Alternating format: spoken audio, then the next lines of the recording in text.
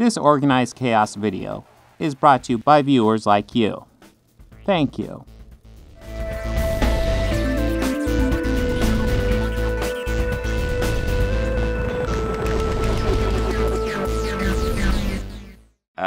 Willow. Let's look up some more of the reaction to Willow.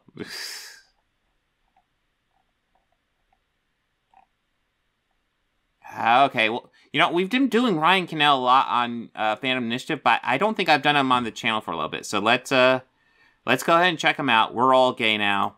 Yes, that's it. Every single character in Willow is gay, and I think that's super based.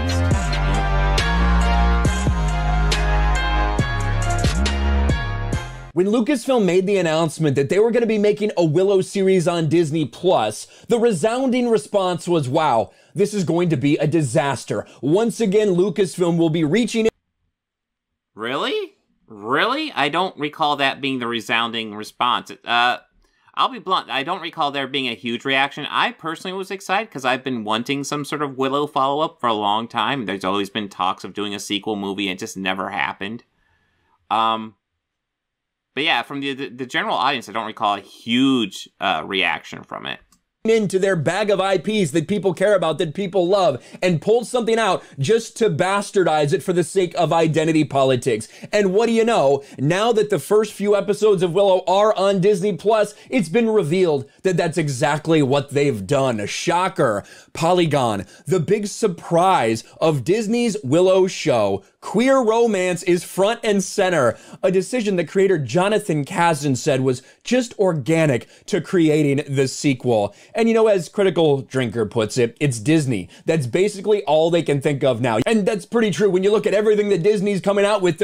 Yeah, that's all they can do. Just do queer relationships. No, seriously, these guys are just so goddamn predictable, I swear. Anytime there's anything like this, they whinge like you wouldn't believe. And it's like, can you move on? Because it's like, they're the ones that focus on it. They're the ones that are screaming it to the rooftops. Your average person just is like, oh, there's a gay relationship in Willow. Cool. And they'll move on. These guys are screaming it like, oh my god, this is the downfall of civilization. And it's like, no, it's not. Gay people exist.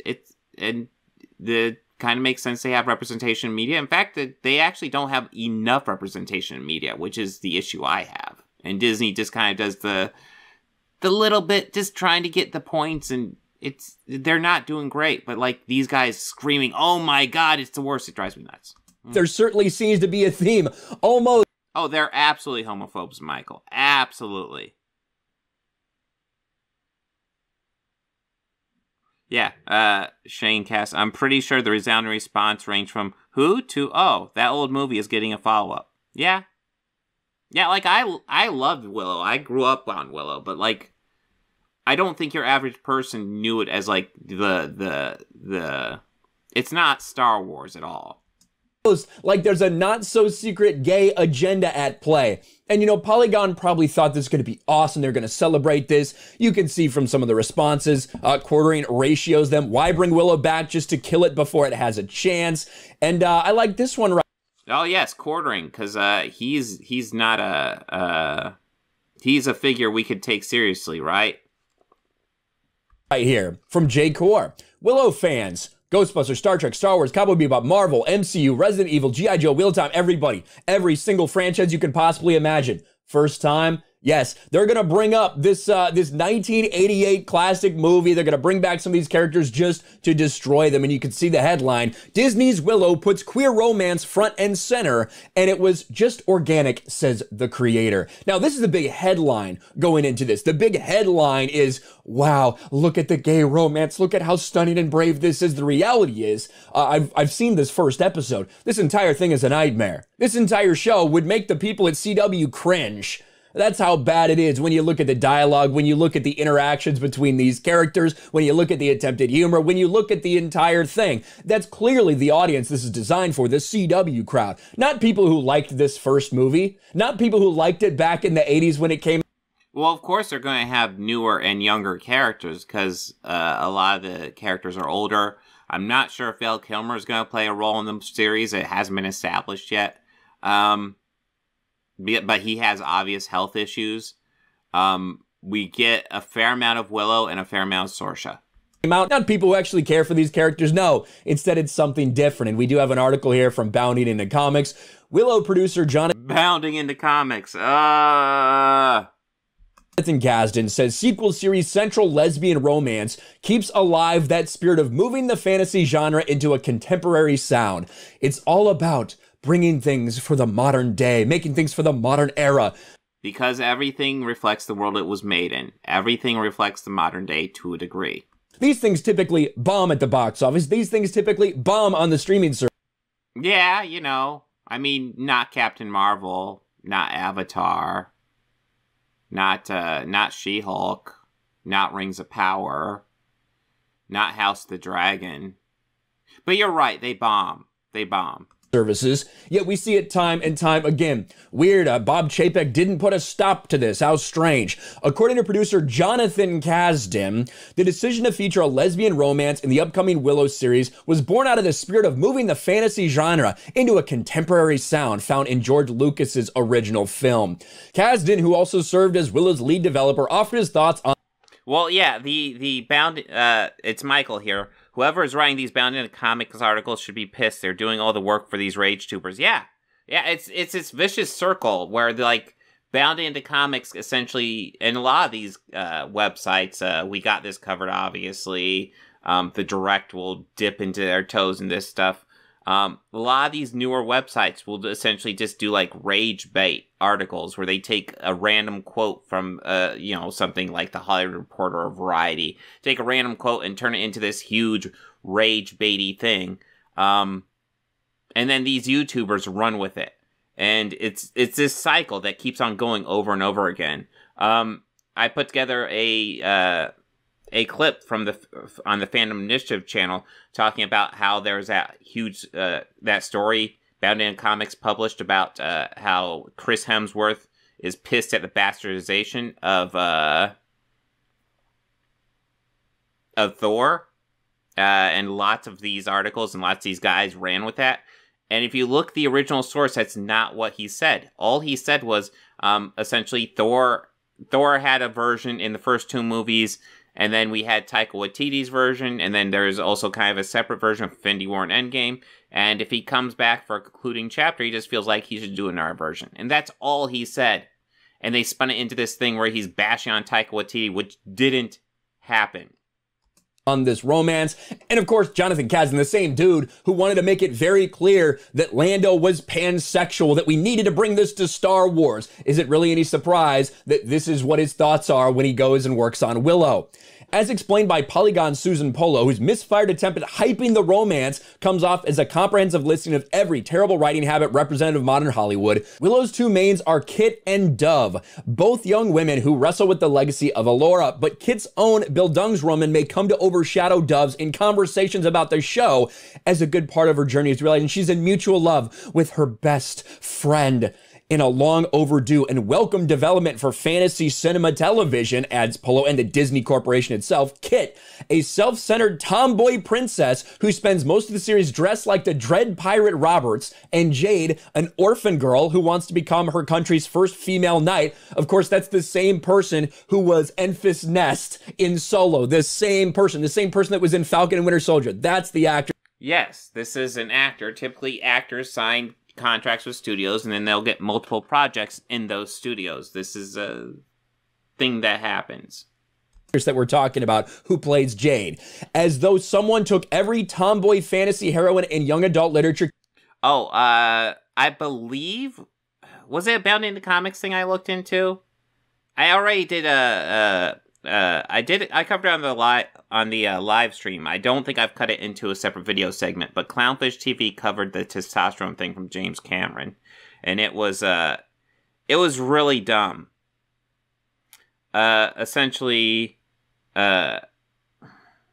all James Cameron was saying was that he was younger and he was filled with testosterone, and it just, clouded his judgment. And that was essentially his whole point.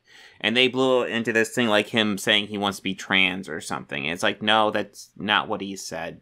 Jesus. Cannon tossed them into a blender and flipped a big mad scientist lever from subtext to text. Asked by Polo for insight into both the process of developing romance and whether or not he'd received any caution against its inclusion from Disney, Kasdan confirmed there was no pushback. What's interesting is, I hope and I believe... Well, I mean, that's good if there's no pushback from Disney, because typically I hear these stories about them wanting to do, like, just a little bit of a gay representation. Disney gives them massive pushback. I don't watch it, but my eldest watches The Owl House, and I guess that series creator had to do lots of fight to get the gay representation into that series. And I've seen a lot of it with my eldest, and it's a nice series. We're at a moment you're going to see a paradigm shift in that, and hopefully... Hey, Jacqueline, yep, it's Ryan Kinel. He's awful. Yes, thank you, Nothing But Media. They have to make subtext into text because these guys don't understand subtext. Exactly. They always misread the subtext, which is why it makes artists push it a bit more to the forefront. Be like, no, quit misunderstanding me. This is what I fucking mean. The way that's going to happen is these kind of queer stories, particularly this one, that were just organic to the narrative that we were telling, finding their way in, and it becomes less of a surprising and unusual thing to see. Yes, I'm sure it just fit right in. Based. Yeah, I like that statement. It's based.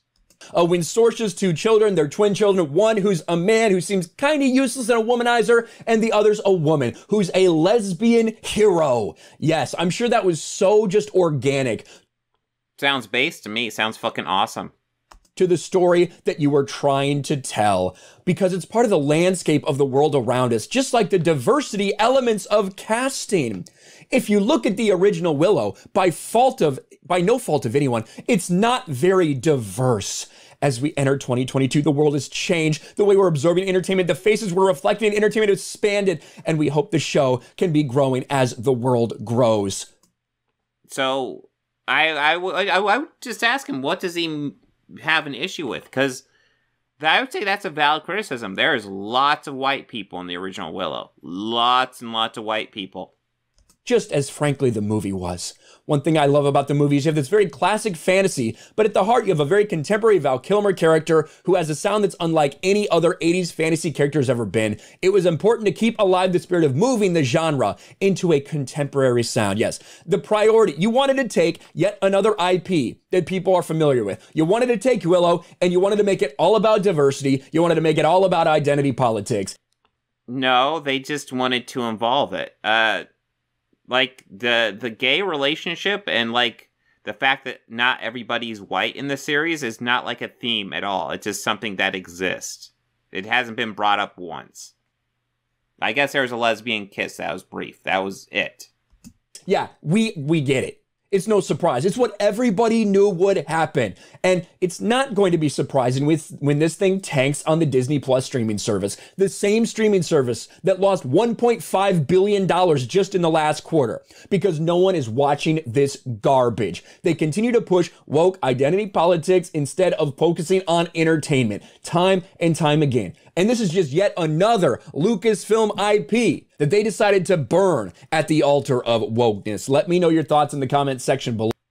My thoughts is that your video is garbage. If you guys are curious about my thoughts on Willow, I haven't done the podcast yet, so I'll do a more thorough breakdown there. Overall, I'm enjoying it. It's not bad.